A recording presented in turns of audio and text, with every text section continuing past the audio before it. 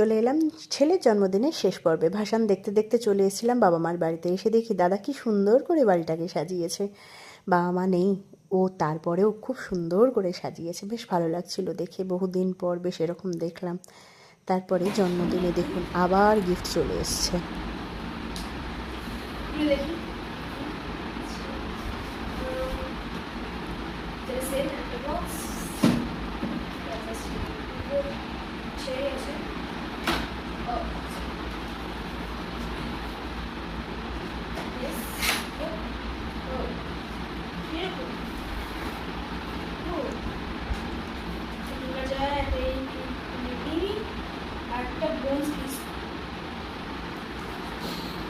আর কি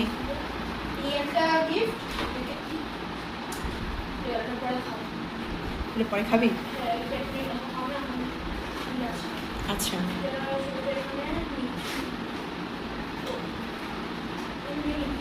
তুই ভাব এক্ষুনি দুঃখ করছিলিস হ্যাঁ যে মামা আজকের দিনটা চলে গেল আমার। হ্যাঁ, আজকে আমি সেলিব্রিটি ছিলাম একদিনের, কাল থেকে আবার নর্মাল মানুষ হয়ে যাবো। দেখ রাত্রিবেলা এখন কটা বাজে? 12টা বাজে, তাই না বলো? হ্যাঁ, 12টার সময় দেও, কালকে 12টা থেকে শুরু হয়েছে তোর গিফট পাওয়া। 12টা থেকে আজকে পর্যন্ত তুই গিফট পাচ্ছিস। আর কি আছে?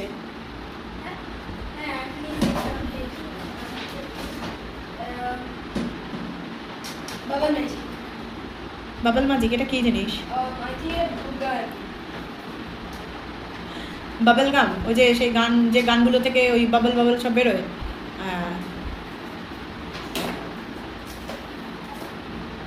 বল তোর মতো কজন পাই এত গিফট, বল এরকম ভাবে টুক টুক টুক টুক টুক টুক টুক টুক করে।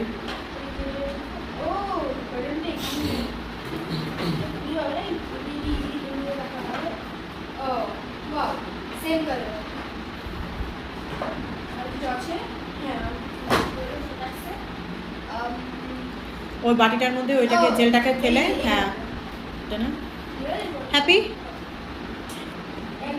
নে, তাহলে দিদি ভাইকে ফোন করে একবার একটু জানিয়ে দে।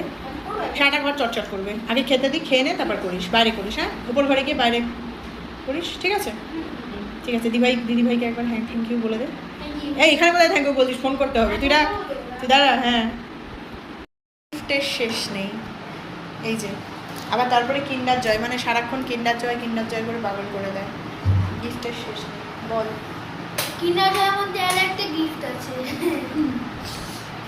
উনি ওনার বয়সের দিক থেকে আরও 1 বছর এগোলেন, আর আমি আমার মাতৃত্বের দিক থেকে আরও 1 বছরের এক্সপিরিয়েন্স জমা করলাম। চলুন আজকের মতো টাটা, দেখা হবে নতুন কোনো ব্লগে। আর ওকে আশীর্বাদ করবেন ও যেন মানুষের মতো মানুষ হয়, আর যেন খুব ভালো থাকে। টাটা।